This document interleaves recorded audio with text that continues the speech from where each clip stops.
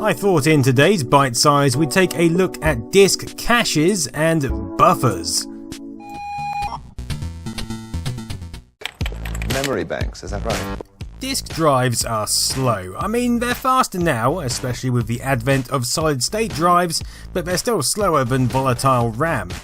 Rewind to the 90s and we find that RAM responds in tens of nanoseconds, whilst disk response times are in the tens of milliseconds. 6 orders of magnitude difference, and it's not much different today. A disk cache then seeks to use the speed advantage of memory to bolster effective disk speeds.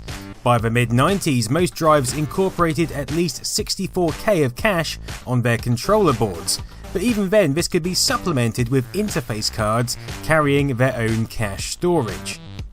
But we've also got something known as page cache.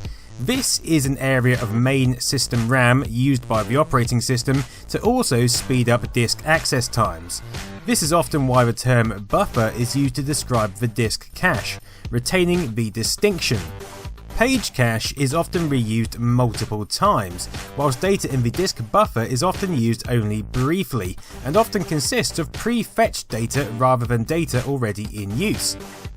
The 3 assumptions disk cache routines are built upon are: Number 1. When you read or write something on disk, chances are you'll read it again soon. This is the principle of locality. Once you start working in an area, you tend to stay in that area. For example, under DOS, part of command.com gets reread after you exit any large program.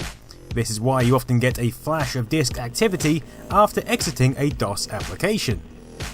Number 2. Another aspect of the principle of locality is that when you read one sector, you usually end up reading the next sector shortly afterwards. This implies that when we fire up the disk to read sector X, we might as well read X plus 1, X plus 2, and so on. It's the seek time which takes the lion's share of the disk read time, and so those additional unread sectors get placed in the buffer, ready for retrieval. Number 3. Whenever you tell a program to read in a file and you make changes, you'll soon after tell the system to rewrite the file. Even though you haven't changed that much of a file, DOS will attempt to rewrite the whole shebang anyway. A cache can therefore check a sector to be written against a sector which currently exists on disk, and if there's no change, it just skips that part of the rewrite. DOS iterations after 4.0 came with a disk caching program called Smart Drive, which could be loaded into the startup routine.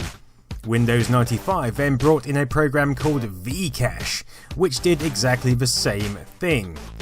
So why have buffers on disk controllers at all? Why not let the operating system deal with everything? Well, the disk buffer can handle the principle of locality dealing with sectors much quicker than the operating system. And although disk buffers are small and usually much less than 0.1% of the entire disk volume, it allows enough space to accommodate several tracks of data and makes one-to-one interleaving possible. Data can be fed to the buffer, the system can pull data from the buffer, giving the disk heads enough time to locate the next block, and so on. With mechanical drives, the volume is so great that increasing the buffer space doesn't actually have a drastic effect on performance, as it tends to deal with only the immediate concern. In fact, if you kept increasing the buffer size, you'd end up with the next step in hard drives, solid-state drives, although these themselves usually still have a volatile buffer of DRAM, as it's faster than persistent memory. So, I guess all that's left to say is, cache me outside, how about that?